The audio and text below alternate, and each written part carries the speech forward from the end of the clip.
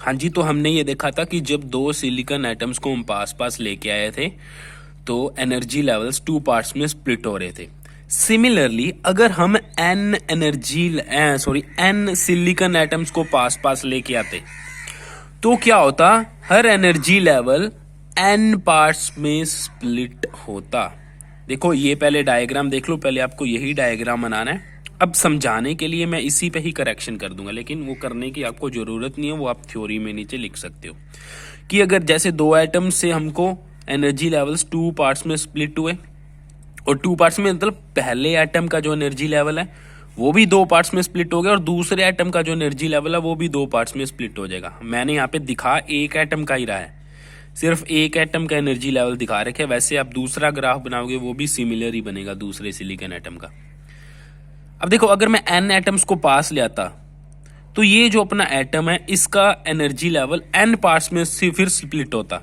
तो मतलब N parts में मतलब ये दो बने थे तो यहाँ पे ऐसे करके काफ़ी सारे बन जाते, और ऊपर भी ऐसे काफ़ी सारे बन जाते एन पार्ट्स। सिमिलरली ये भी एन पार्ट्स में स्प्लिट होता तो इधर भी 1 2 3 4 5 ऐसे करके, और नीचे भी 1 2 3 4 ऐसे करके क्या होता, पार्ट्स बन जाते। तो हम क्या देखते, यहाँ पे सारे एनर्जी लेवल्स कंटिन्यूस हो जाते, और धीरे धीरे ये ऊपर वाले भी एनर्जी लेवल्स कंटिन्यूस हो जाते। तो मतलब एक तरह से ऊपर ये क्या एक बैंड सा बन गया एनर्जी लेवल्स का, नीचे भी क्या बन गया एक एनर्जी लेवल्स का बैंड सा बन गया। इसको अलग से हम दिखाएं तो ऐसे दिखाएंगे, ऊपर ये एक एनर्जी लेवल का बैंड है, मतलब एनर्जी लेवल्स ही लेवल है, बीच में खाली गैप है, बीच में खाली गैप है, नीचे हमने क्या किया एक बैंड बना दिया, नीचे भी एनर्जी लेवल्स ही एनर्जी लेवल्स हैं। ठीक है, तो ऊपर जो एनर्जी लेवल्स का बैंड बना है उसको हम बोलेंगे कंडक्शन बैंड, और नीचे जो एनर्जी लेवल का बैंड है इसको हम बोलेंगे वैलेंस बैंड।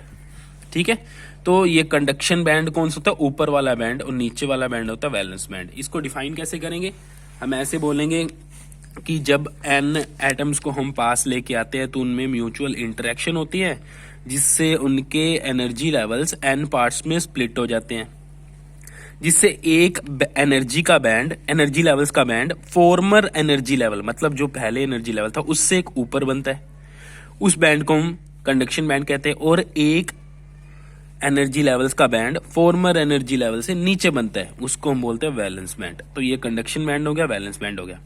और इन दोनों के बीच जो एनर्जी का गैप होगा, ठीक है, क्योंकि देखो ये एनर्जी के कोरस्पॉन्डिंग है तो कुछ ना कुछ एनर्जी होगी, यहाँ पे ऊपर वाली एनर्जी लेनी होती है, और इधर भी इसकी कोई ना कोई एनर्जी होगी।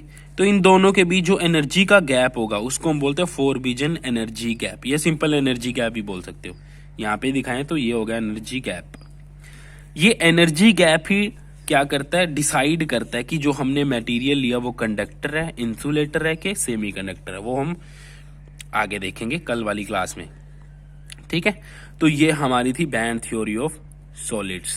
ठीक है, मोटे मोटे तौर पे क्या कहना है, एन एटम्स पास आए, एन एटम्स जब पास आए तो उनमें म्यूचुअल इंटरेक्शन हुआ, म्यूचुअल इंटरेक्शन होने से क्या हुआ, पहले जो आउटर मोस्ट शेल है उनकी आउटर मोस्ट एनर्जी लेवल्स है उनकी स्प्लिटिंग हुई, हर एनर्जी लेवल एन पार्ट्स में स्प्लिट हो गया, जिससे ऊपर वाली साइड में कंडक्शन बैंड बना, नीचे वाली साइड में वैलेंस बैंड बना। अगर हम गैप और ज्यादा कम करते हैं तो इन एनर्जी लेवल्स की भी सिमिलर वे में स्प्लिटिंग हो जाती है। ठीक है, लेकिन वो हमको देखनी नहीं, हमको सिर्फ लास्ट वाला देखना है।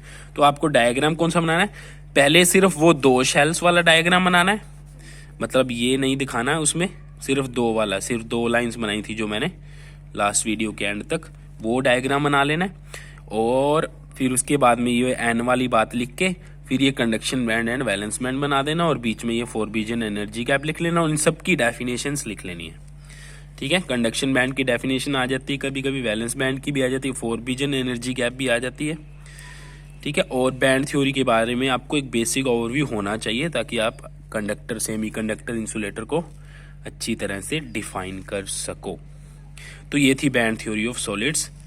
आई होप आपको बहुत अच्छी तरह से समझ आ गई होगी। और ये बैंड्स पता है ना कैसे चले, एक बार फिर से स्प्लिट करके जैसे दिखा दूं।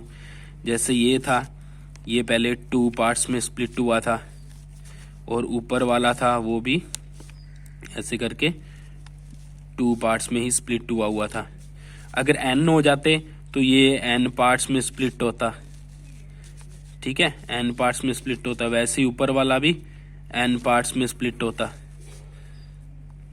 ये नीचे से एक ऊपर से ऐसे ही। तो यहाँ पे ऐसे एनर्जी लेवल्स का एक गुच्छा सा बन जाता, ऊपर भी एनर्जी लेवल का एक बंडल बन जाता। इसको हम कंडक्शन बैंड कह देते, नीचे वाले को वैलेंस बैंड कह देते। अब इसके बाद सबसे इंपॉर्टेंट चीज इलेक्ट्रॉन फिलिंग करो। अब इसमें इलेक्ट्रॉन फिलिंग अगर अपने करें तो कैसे करेंगे, ठीक है, वो मैं 2 एटम्स वाले केस में ही बता देता हूँ आपको। क्या है वहां पे बताना मैं भूल गया। जैसे देखो यहाँ पे देखो, ठीक है, कि सपोज 2 एटम्स को पास लेके आए थे, उनमें इंटरेक्शन हो तो ऐसे करके स्प्लिटिंग सी हुई थी। तो क्या होगा, ये अपना एनर्जी लेवल्स पड़े हैं, ठीक है।